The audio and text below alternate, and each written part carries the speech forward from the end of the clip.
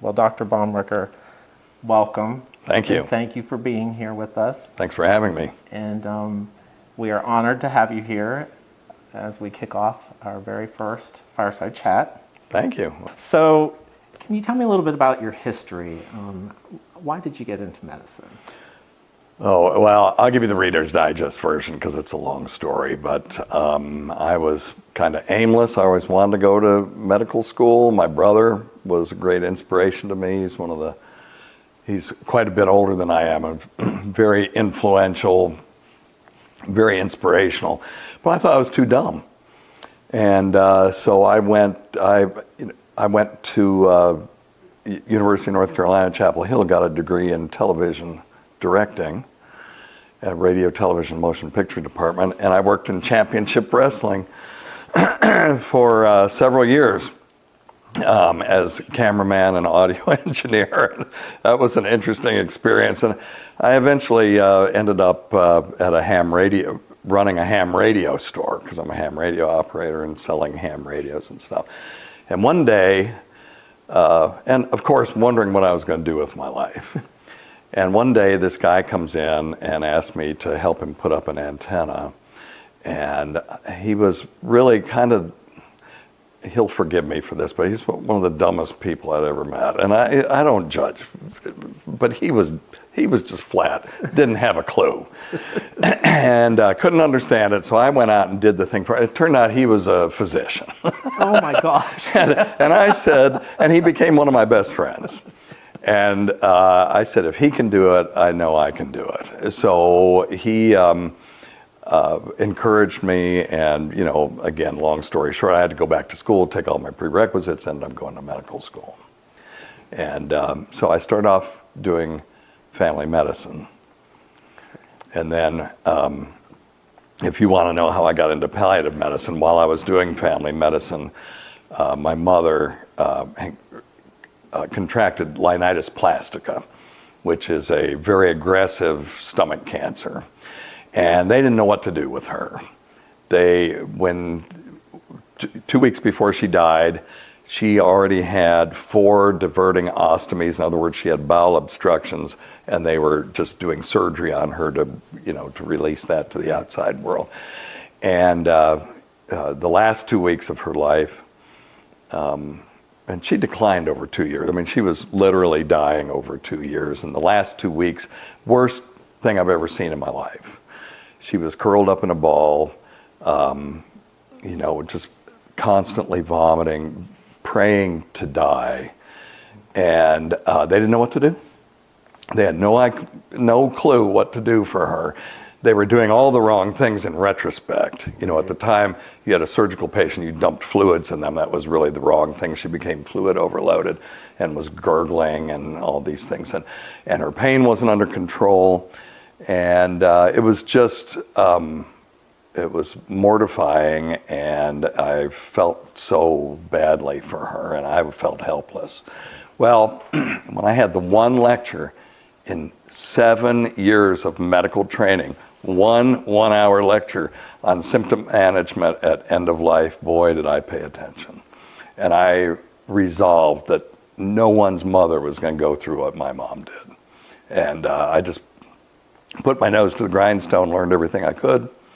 And there wasn't such a thing as a palliative medicine specialty at that time. I just knew I was drawn to helping people not suffer. Right.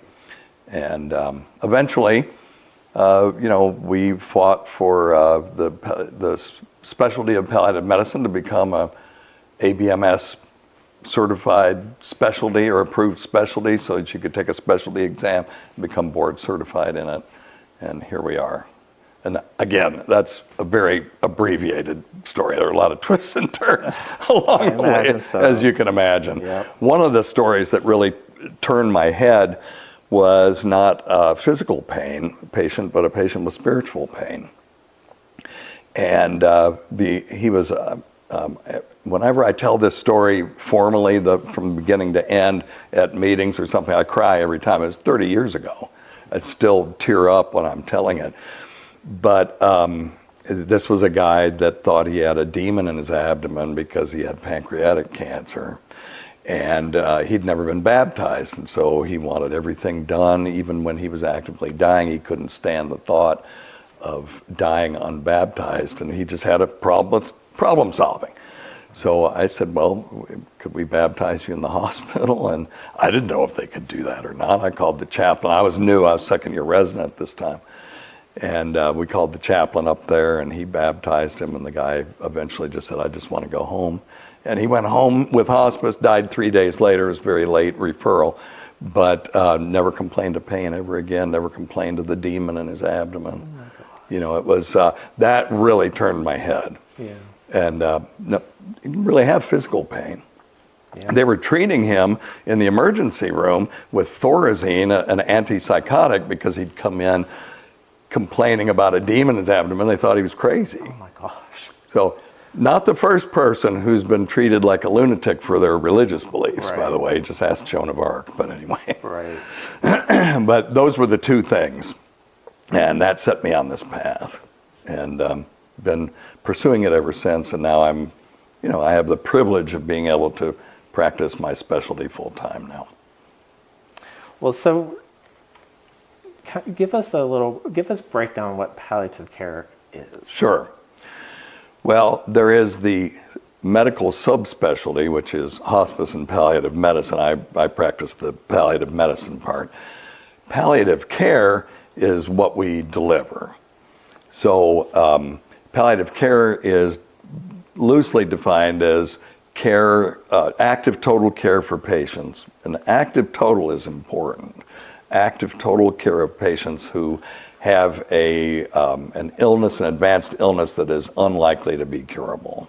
Now, some of our patients are cured, and we send them on their way, hale and hearty, and we're very happy about that. Right. So, it's, you know, palliative care is what we do, palliative medicine is who we are, if that makes any sense. Yep. And comfort care, should someone decide to go in that direction. You know, if they get to the point where they just feel they're just poking and prodding me, they're just doing things to me, they're not doing things for me, they can always, and a lot of people don't know they have this choice, we can always change our focus from quantity of life to quality of life. It does open up a whole new universe of things we can do. Right. As I said, comfort care is not doing nothing. It is active total treatment of the patient, just with the focus on making sure they're comfortable till the good Lord comes to get them, or that, you know, he heals them one. We believe in miracles. I just can't write an order for a miracle. Right. You know? Yep. Although I saw one the other day that just blew my mind. So, you know, if you're not of the religious bent, what I advise people is just expect the unexpected. Right. Because the only crystal ball that we have is statistics, and statistics don't really apply to the individual. And so there's all kinds of outliers out there, and there are people that just get better and we don't know why. But we pray for the best, plan for the worst. You really can't go wrong in that situation. Oh my gosh. Well, it's good to know that there are miracles happening. I mean, absolutely. I would be breaking HIPAA if I told you about what I saw yesterday. Yeah. But I'm sure you've seen many. So I can tell you one story, because I'll couch it in a way that makes it more general. But a person who had a thing called hepatorenal syndrome, and that is something that's very often terminal. That's where their liver and their kidneys are both failing. And the patient's wife kept saying, I know he's going to make it, I know he's going to make it. And all the doctors were in the room with her saying, it's, you know, just hanging crepe, you know, saying that he's not, you're being unrealistic, he's not going to make it. I, on the other hand, just talked to her that it may take a miracle, but yeah, we believe in such things. But, you know, being realistic, not giving her false hope, but saying it, for him to get better, it would take a miracle. I'm just here to tell you that guy's still walking around. Something happened, we don't know what happened. But he just, one day just woke up and basically walked out of the hospital a few days later. no explanation for that. Now, she was mad at every single person in that hospital except for me, because when I walked in there, she just said, "Oh, Doc, we got that miracle," gave me a big hug. So always, I don't know, it's not about giving people false hope, but again, that whole unexpected outcome, those things do happen, and sometimes they're good. Yeah. Oh my gosh, So. I just got goosebumps. Yeah. Well, me too.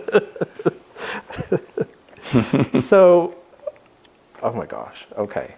So palliative care, I know that a lot of people have a misunderstanding and they kind of lump palliative care with hospice. Sure. And so palliative care is not necessarily just for people who are terminal. Correct. Is that correct? Correct. So can you just kind of maybe talk about the differences between the Sure. two a little bit?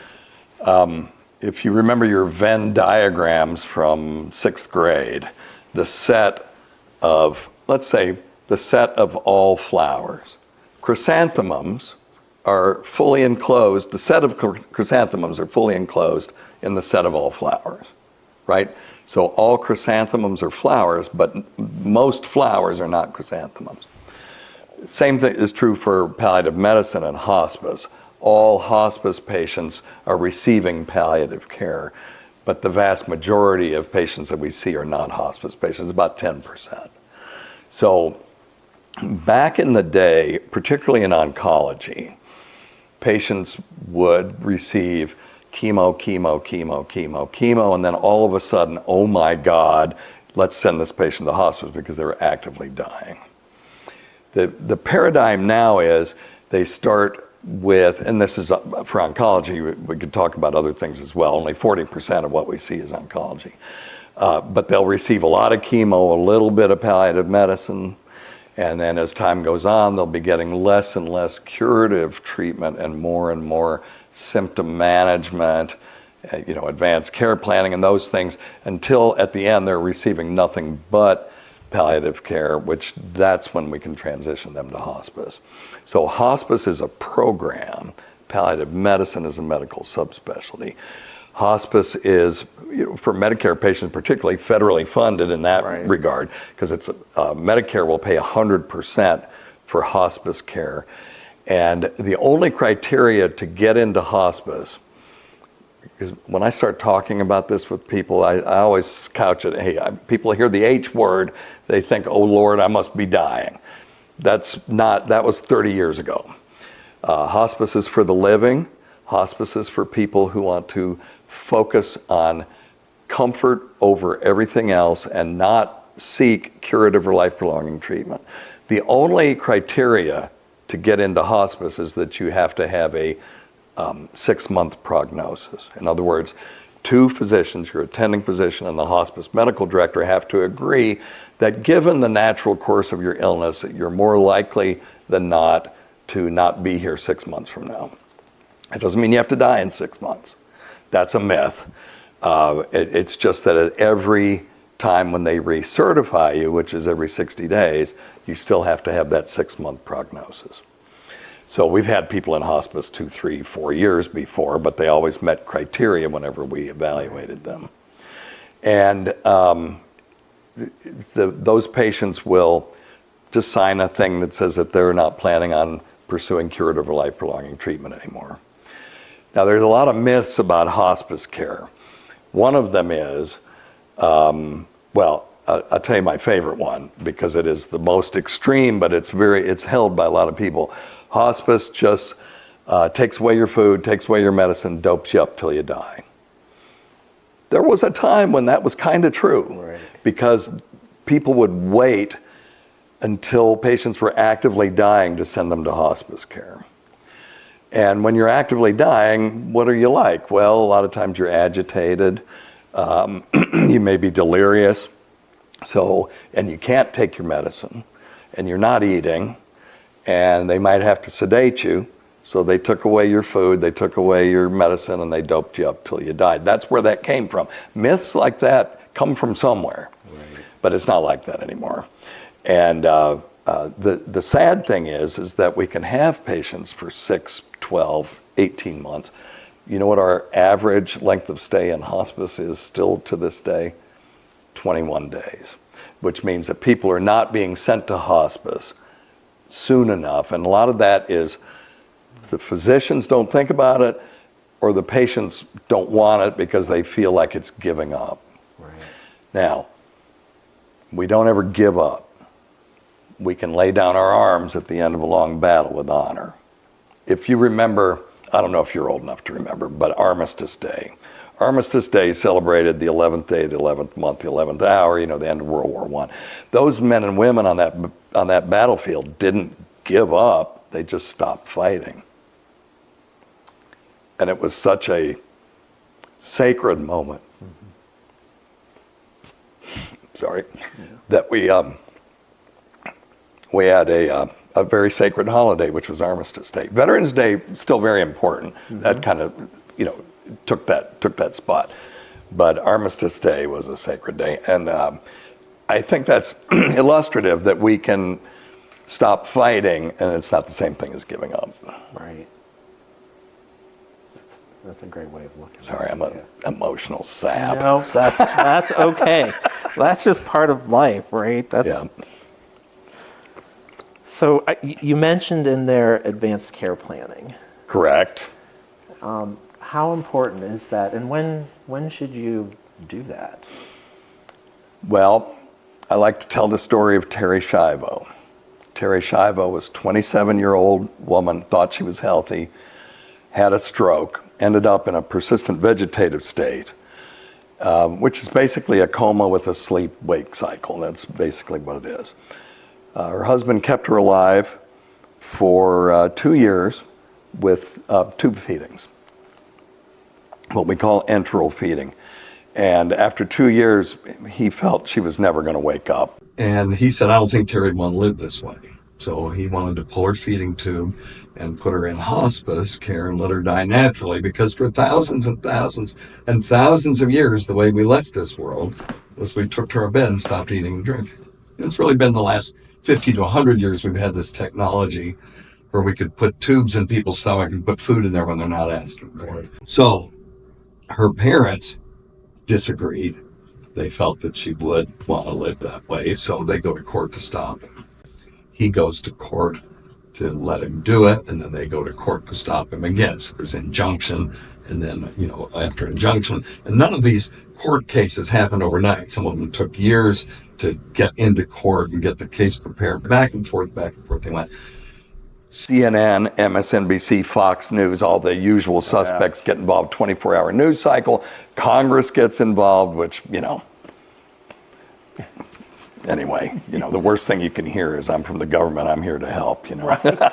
So, Right, yep. So 14 years this went on. If Terry Schiavo, an otherwise healthy 27-year-old, had an advanced care plan, we never would have heard of her, because it would have said, yes, I want it, or no, I don't. No, I don't. So my position on advanced care planning is, if a 27-year-old otherwise healthy person would have benefited from it, everybody in this room would benefit from an advanced care plan. Now, if you don't feel inclined to do it, certainly if you develop any sort of illness, advanced illness that may at some point take you out of this world, you need an advanced care plan. People come to my office to do these, and they think it's going to be a morose, we're just going to be talking about death and dying. 100% of them leave saying, well, that wasn't that bad. Because I goof around, and I've got a sense of humor, I guess, and so we have fun with it. Right. But it's a serious thing. I will say that I don't know if this is going outside the state of Tennessee, but I am going to give props to the state of Tennessee on this. The Tennessee Advanced Care Plan, although it has some logical pitfalls in it, needs to be done with a medical professional, is a beautiful, beautiful document. I use it in Virginia. I would use it in any state in this country, because it's one of the best advanced care plans. People call them living will, but advanced care plans I've ever seen. It's all on one page if you do double-sided, and everything is on it. It's broad in its spectrum, but it's also very focused in its details. on what you want, what you don't want. So there's a lot of different kinds of advanced care plans, but all of them have one thing in common: an if clause and a then clause. If this bunch of stuff happens to me, then this is what I want. And the key is, if I can't make decisions for myself. If I can make decisions for myself, I'm going to make my own decisions. Right. But when I get to the point where I can't, then my living will or advanced care plan might kick in. Now look, if you choke on a hot dog and they need to protect your airway or something, I'm not just going to go, well, poor old Richard, it's his time, I guess. He's choking on that hot dog. We need to let him go. No, we'll dig the hot dog out. So you don't want your living will to kick in a situation like that where they have to sedate you because you choked for so long, or whatever. That's not a great example. You get hit by a car, you get knocked out for a day or two. You want your advanced care plan to kick in if there is a catastrophic, permanent assault on your quality of life, permanent coma, permanent confusion, where you're just curled up in a ball making noises, permanent dependence. There are people that say, if I can't put my garden out next year, I don't want to live, if I'm diminished in any way. So you can say all yes or no to all those things. And then it's if I can't speak for myself, and if I've fallen into one of these categories that I said would be unacceptable to me, that's permanent and catastrophic, then this is what I want done. And it could be, well, if I'm in a permanent coma and my heart stops, I wouldn't want CPR. It doesn't make you DNR then. Now it makes you DNR then. That's what it's for. It's to alert your decision makers when you would not want those kinds of things done to you. The other great thing about a medical advanced care plan is it sets up a medical power of attorney. If it's properly executed in the state of Tennessee, it can be co-signed by two people who are not related to you or would not benefit from your demise, or it can be notarized, or both. Now the funny thing is in the state of Virginia, they won't accept one that's just notarized. It has to be signed by two people. Now think about this. I'm a notary.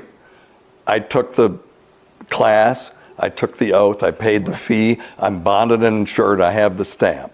If I stamp someone's signature saying that, yes, I watched them sign this, it's no good in the state of Virginia. Charles Dickens had a great quote about that. If that is the law, then the law is a ass. So.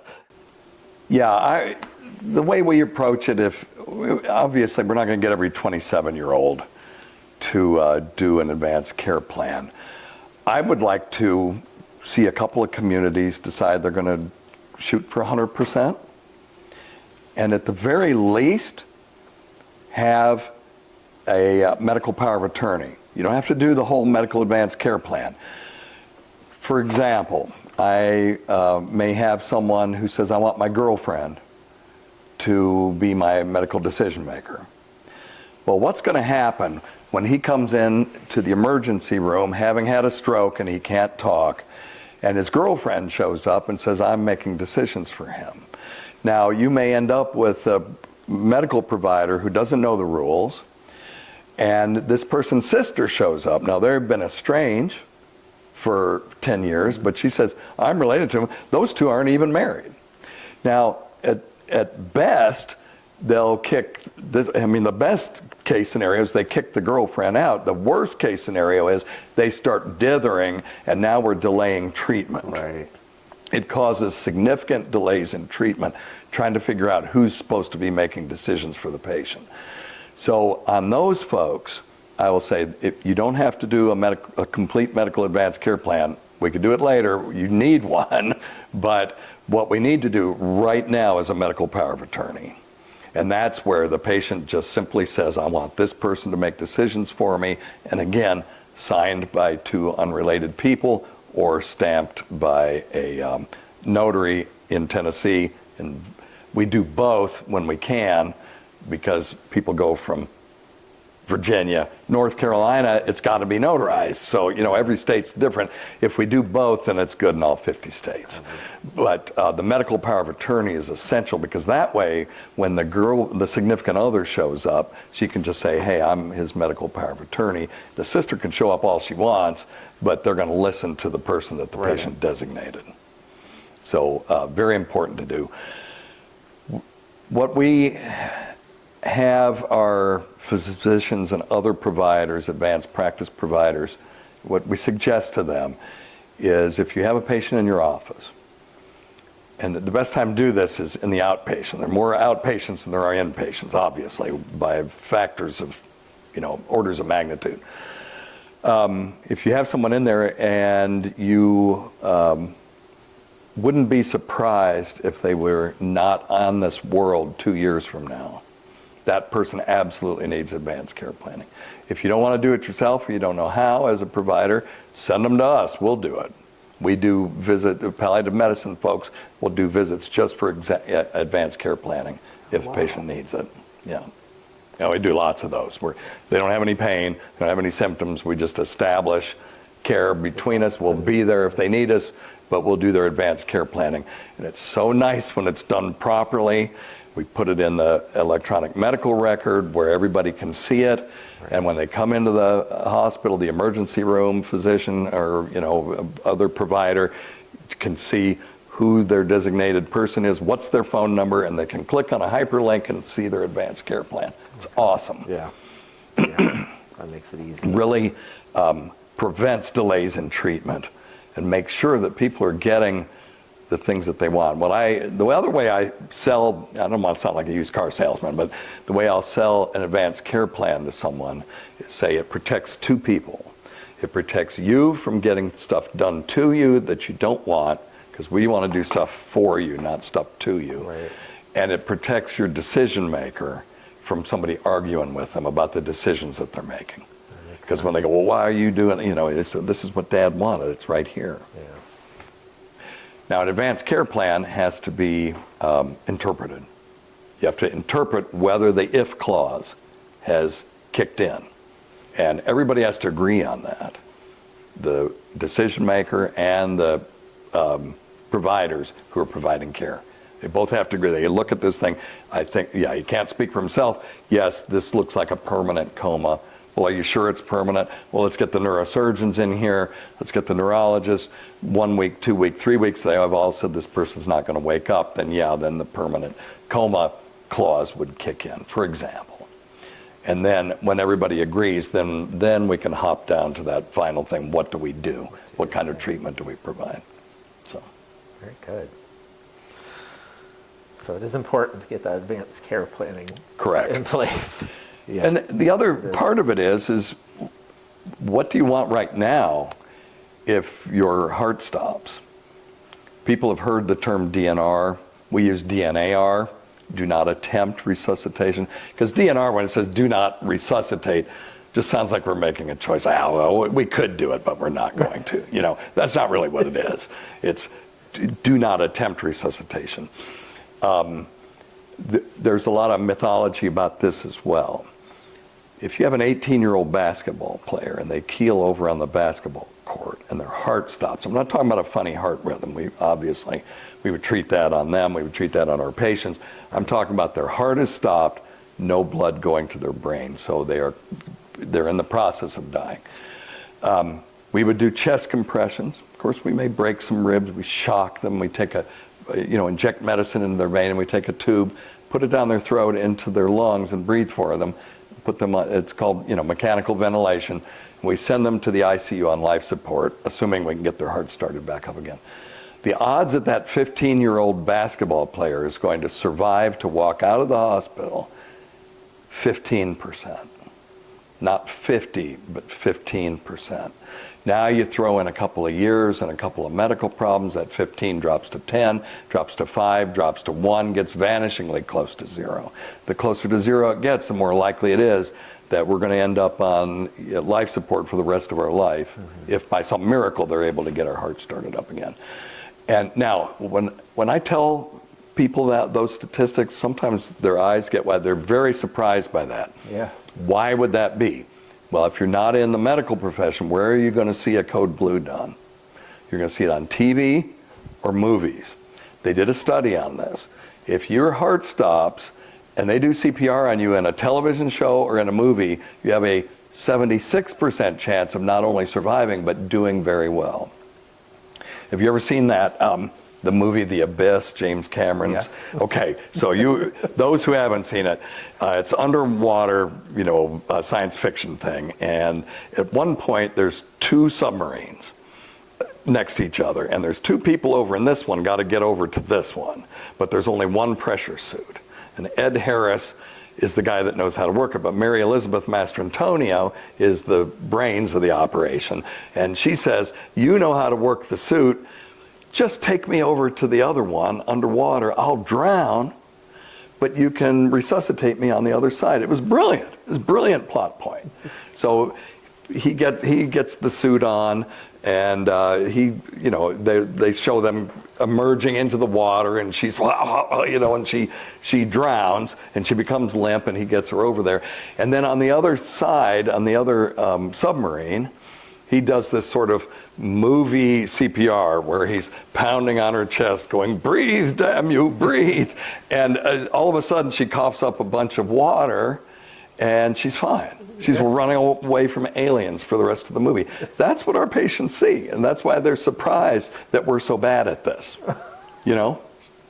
And it's a great movie. It is a great movie. That's nuts. You're never going to be better after you've had CPR done to you. Gosh, You're always going to be worse. So there is a form that you can do if you decide you don't want that. And the form is called a post form. It's physician's orders for scope of treatment. There's also a most form, medical orders for scope of treatment. That's in Kentucky. Virginia has physician orders for life-sustaining treatment. They're all the same thing. It's basically a traveling DNR form where you can say, I don't want CPR. Now, and then you get to choose, do I want comfort? Do I want to be intubated if I get COVID, for example? You can choose all these things. Now, if you don't have this, and you don't want CPR, and your heart stops in your house, and your neighbor's there, and they don't know what your wishes are, they call EMS. Even if you have it tattooed on your chest, DNR, do not resuscitate, do not do chest compressions. I will haunt you if you do. They'll have to do it anyway, unless they have that form. So if you don't want that done, it's great to have that form. Your provider can do it, we can do it, anybody can do it. And then we'll put those in the chart as well so everybody sees it. Reduces the chance of you having that done. I can't say it would never be done if your heart stops at Walmart. They're probably going to do CPR. By the time you get to the hospital and your family gets to the hospital, you'll already be on the ventilator. And then it'll be up to them to say, hey, Dad really didn't want this, or Mom didn't want this, but it's okay. It's okay to remove life support when we've crossed a line beyond which the patient wouldn't want to go. And I tell people it's not the act of removing the life support that causes the patient to expire. The tube interrupted a process, a natural process that was happening, which was the patient's demise. It interrupted that, and removing the tube allows that natural process to complete itself. And we can always make people comfortable during that. And it's difficult to make that decision, which is why it's great to have advanced care plan, because it takes the burden of decision making off of your children or your friends or whoever you've assigned and puts it right square where it should be, which is on our own shoulders. We're autonomous human beings with agency. We should be able to make those decisions for ourselves. But sometimes we get so ill that we can't. And that's when that piece of paper really helps, because you've made those in advance, AKA, hence the name, Advanced Care Plan. Advanced care, yeah. Right? Oh my gosh. So the set of all advanced care plans is huge. If I tell my or well, I don't tell my wife anything. If she calls me and tells me on the way home, get mustard and bread, that's an advance directive, right? In the future, do this thing. Right. But inside that set of advance directives, there is this thing that we call a medical advance care plan, or sometimes called a living will. Attorneys will do them. Yeah. And no flies on my brothers and sisters in the legal profession, but I do give talks to the Bar Association from time to time. And I say, if you all will stop doing living wills, I'll stop, adjudicating people's divorces. Because the ones that they do are really only applicable during the day before you die. The boilerplate that they'll do, there are exceptions. There are some attorneys out there that are doing exactly the right one. But it is it's a medical document, it's not a legal document. Right. Really going to an attorney, sorry attorneys out there, but going to an attorney to get a medical advance care plan is sort of like going to Lane Bryant to get tires. It just doesn't match.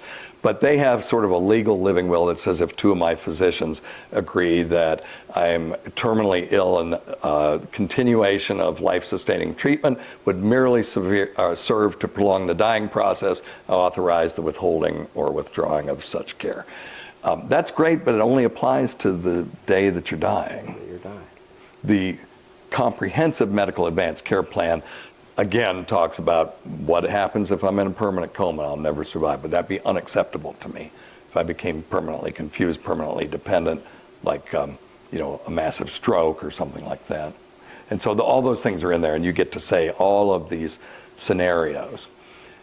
And to do that, really, you need a medical professional, Right. in my opinion, so that they can walk you through all the scenarios and say, this is what this means when you say this.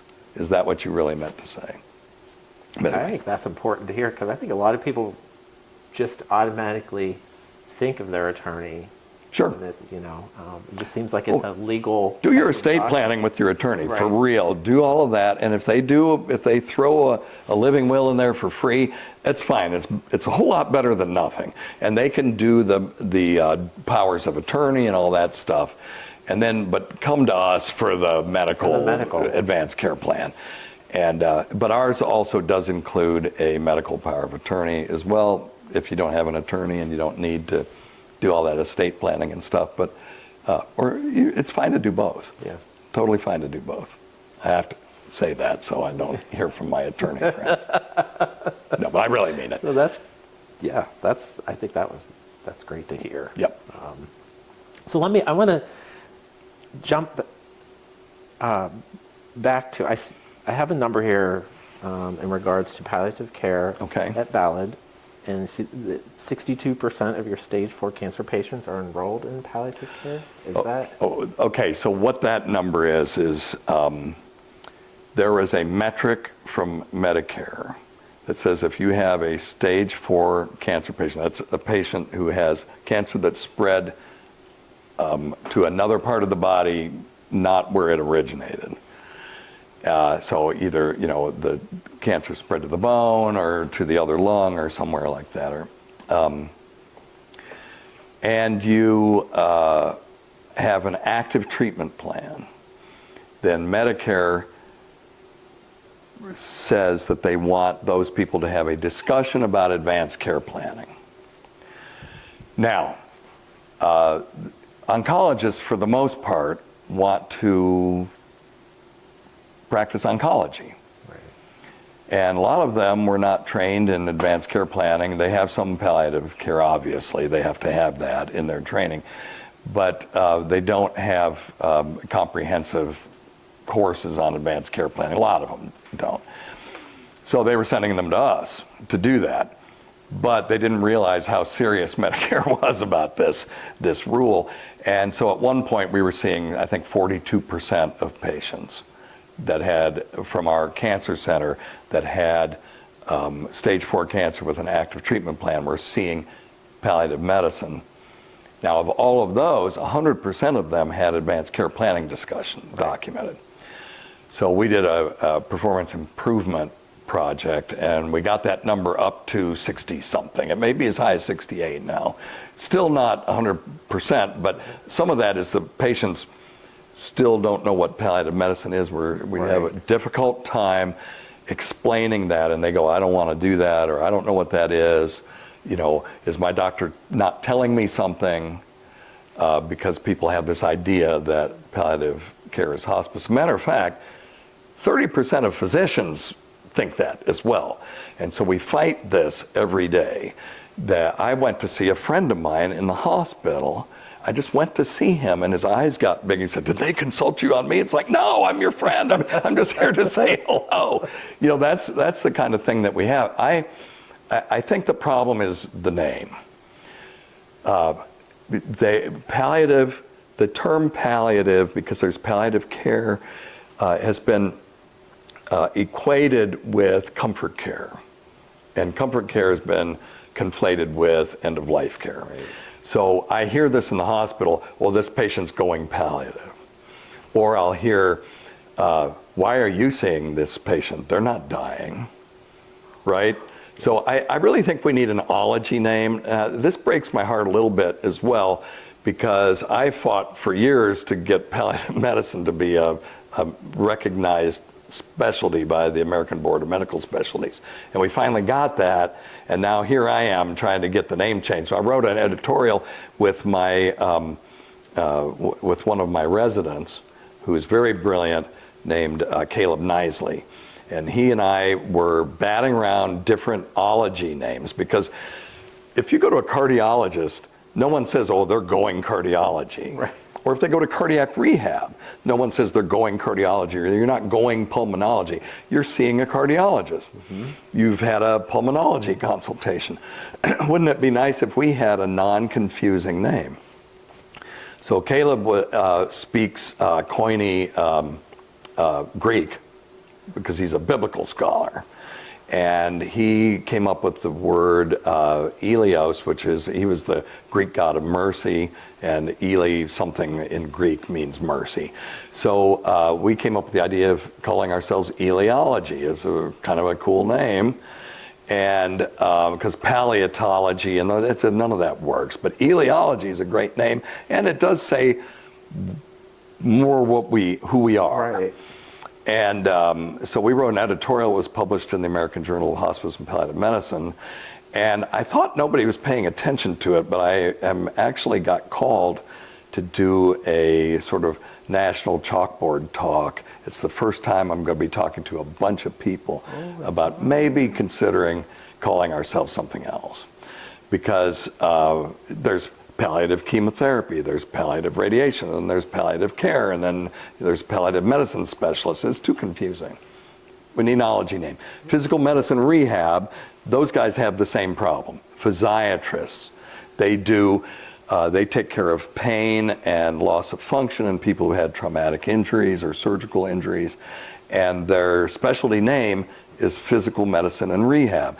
Well, when I send someone, I'm going to send you to this physical medicine rehab doctor, they go, well, I'm not going to a nursing home. It's like, I know. See, they have the same problem. And then we have to explain it. So, anyway, wouldn't it be nice if we had an ology name that was not confusing? I'm going to send you to the Eliologist. Whoa, well, who is that? They don't have a preconceived notion. Oh, I must be, you're not telling me something. Right. They're the ones that deal with pain, symptom management, and medical decision making. There you go. So anyway, very good. Working on it. Yeah. That's neat. Caleb is actually applying for a fellowship in palliative medicine right now. And the fact that he wrote the article trying to change the name of our subspecialty, we co-wrote it, will either help him or hurt him. I'm not sure which, but hopefully it'll help. We're going to go with help. Yes, right. Yeah, I feel like I'm going to assume help. Yeah, that's pretty amazing. I don't know how amazing it is, but it's an idea. Well, that's a good idea. Yeah. A great idea, actually. I think it's a great idea. I do too. Yep. For people who are curious about palliative care and they walk into their doctor's office, right, and they're like, I want palliative care. Is this something that a patient can walk into their oncologist's office or physician's office and request? Sure. And is palliative care covered under healthcare? Absolutely. So we are a medical subspecialty, so we're covered just like a cardiologist or any other physician that you might see. Or I keep saying physician, I'm using that as a catch term. Provider, advanced practice providers, PA, we have APRNs, they can all get board certified in hospice and palliative care as well. So I don't mean to slight them in any way, because all of my partners, with the exception of 3, are APRNs and advanced practice provider nurses and or nurse practitioners, the colloquial term. And but yes, it's paid for by your insurance just like anything else. Now, there are programs out there that call themselves palliative care, which also increases the confusion. There are home health products out there that say we have a palliative care program. They may not have a board certified palliative medicine provider, either a nurse practitioner or physician, but what that really is for people that they think would be a candidate for hospice. And so they have them in this sort of bridge program until they're ready to go into hospice. That's pretty much the basis of it. Now, there are some companies out there that provide what they call palliative care for insurance companies, for example. If they have someone with an advanced illness, the insurance company will send out a palliative care nurse practitioner or a palliative care nurse, just to make sure that the patient's needs are being met and to see if they meet criteria to go into hospice at some point in the future. But that is distinct, again, another reason I want to change our name. That is pretty distinct from what we're talking about here, which is the medical subspecialty of palliative medicine. But in the broader sense, all of those things are available. Do you have any advice for maybe facility who doesn't have the capacity or funding, or they feel like they don't have the capacity or funding to step into offering palliative care? Sure. There's a huge shortage of board certified palliative medicine physicians out there. These fellowships, whereas a cardiology fellowship may crank out 10, 12 cardiologists every year, most of the fellowships for palliative medicine are cranking out maybe 1 or 2, with a few exceptions. And so there's a huge deficit.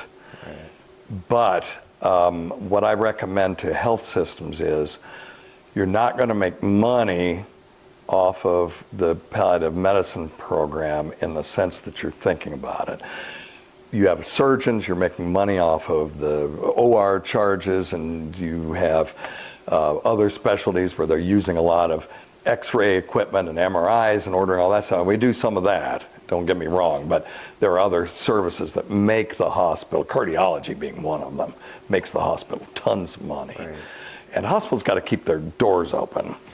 But what you have to do is realize that we're the only service that's actually going to save you money if you're a health system. And so you have to look at that soft money. We have data that is real life data that shows that if palliative medicine is engaged in a patient's care, their likelihood to be readmitted declines in a statistically significant way, and it's highly statistically significant.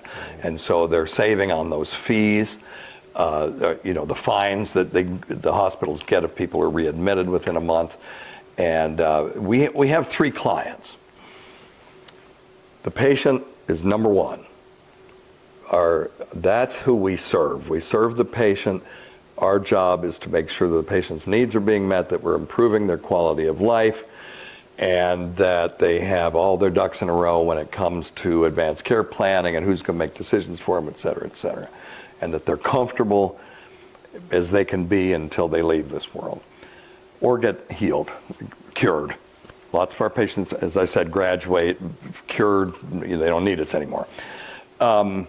Our second client is the referral source. Because we are a consult service, people have to refer people to us.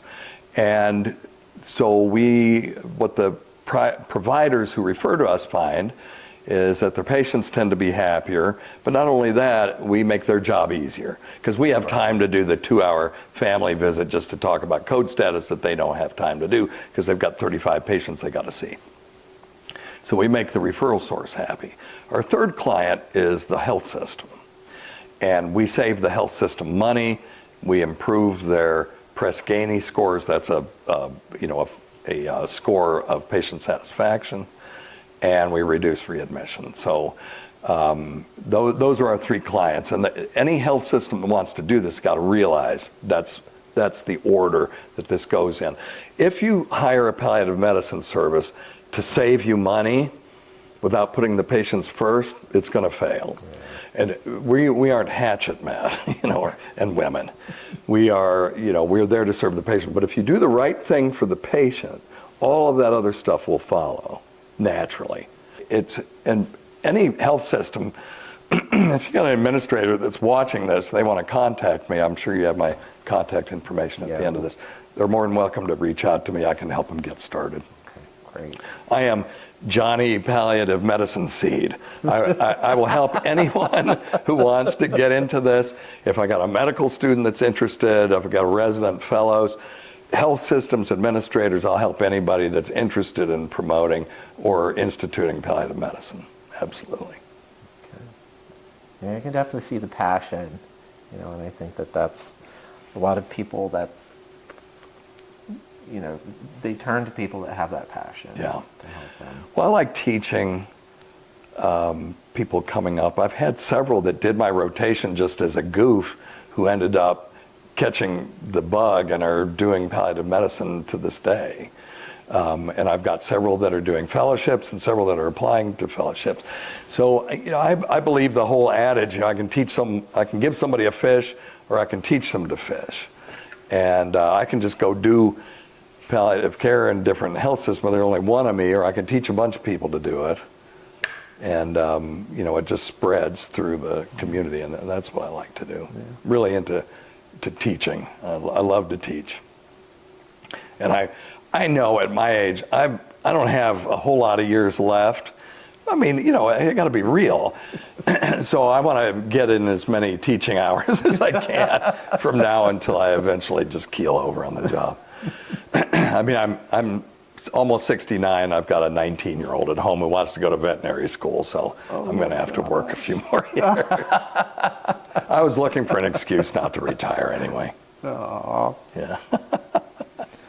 Well, But enough about me.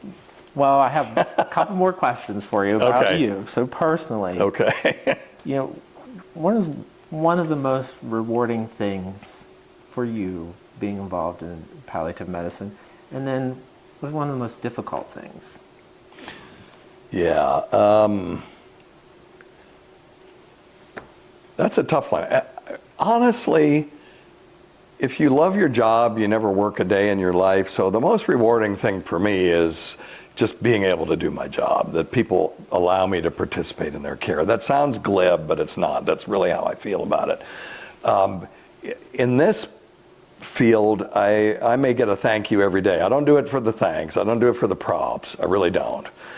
But you do get thanked every day. Now, when I was in primary care, telling people, you got to quit eating carbs and you got to quit doing this and that to get your diabetes under control, people don't normally thank you for that. I can imagine not. Yeah, you can't have this, you can't have that. So, but this is a different deal. So I get to make people, particularly my cancer patients that have intractable pain, I get to make them feel better. And I get to help families be more at peace with the decisions that they're making and those kinds of things. So that's gratifying. The most difficult thing is taking a vacation. To be honest with you. It really is. I'm taking 2 weeks. I know I need to do it. I can't bear to think of it, to be honest with you. I know I need to. Yeah. Not doing it leads to burnout, and I have experienced a level of burnout in the past. But that's the most difficult thing for me. Pediatric palliative medicine obviously is it's it's not always tragic. The great thing about pediatric palliative medicine and even hospice in peds is they can continue pursuing treatment, whereas adults cannot. So what do you think of the future of palliative medicine is? Well, I'm hoping that over time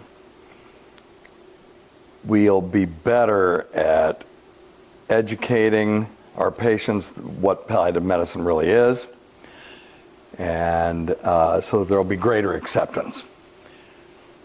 We still have 30% of physicians, I think I touched on that still think palliative medicine is synonymous with hospice. Yeah. That's a problem. Yes. So we're working on that. I would like to see availability for a palliative medicine consult for everyone who needs it. In our system, we go from Abingdon to Norton to Greenville to Unicoi to Bristol and Kingsport, and Johnson City are all in the middle. Our goal right now, and we've achieved this to a certain extent, that anyone who needs palliative medicine can see us. We have 7 outpatient offices, and we don't just do cancer, we COPD, strokes, dementia, all the other things. Cancer is 40% of what we do, 60% is everything else. Right. And if they can't come to our office, which, as I said, we have 7, we're going to get ready to have an 8th very soon, then we can see them in the home. And if they're not in our catchment area, if we're in the home, we have a telehealth suite, and they can see us via telehealth, which isn't perfect, but it's getting there. And so that way we can make sure that everyone who needs it at least we can see them. And I would like to see that improve. This has nothing to do so much with palliative medicine, but it has to do with medicine in general.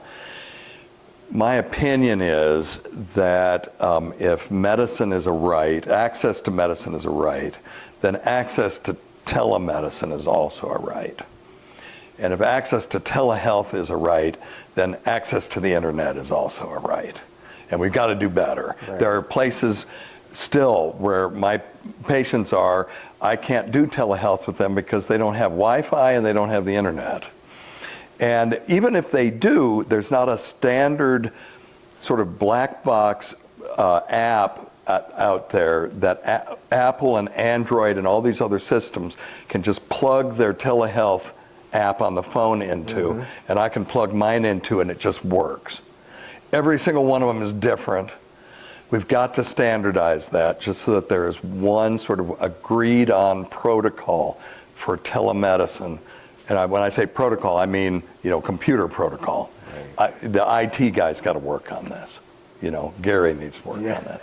But we need a standardized protocol so that you just turn on your phone and your provider is there, the provider turns on their phone, the patient is there, and they can communicate through this, and it needs to be transparent.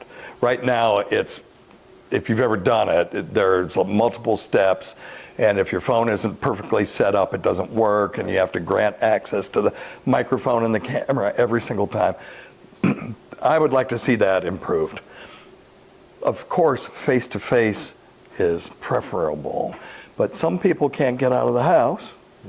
If they'd have to take an ambulance to go to their provider, wouldn't it be nice if we just had a way that we could still see them? The carts that we have very advanced carts in the hospital. I can listen to people's heart and lungs. I can zoom in on dermatologic things. We can look in their ears. We can do all kinds of stuff. So it'd be nice to have that out in the real world as well. But anyway, I just think increasing access and increasing understanding. We need more fellowship programs. We need more providers going out there. We need more education in medical school so that providers who are actually out there know what it is and know when to send people to palliative medicine. And then just let the patients kind of know when they need to see a cardiologist or a pulmonologist. They have a pretty good idea. Not so much for us, so it would be good if we were just as common as cardiology, dermatology, pulmonology, etc. So, Great. that would be what I would like to see in the future. Well, thank you so much. Well, thank you. For being here and for sharing all of this information. Yeah, thank you for having me. This was delightful. It really was. Well, hopefully we'll get to talk again soon. Absolutely, I would love to. Are you good? Hey. Yay.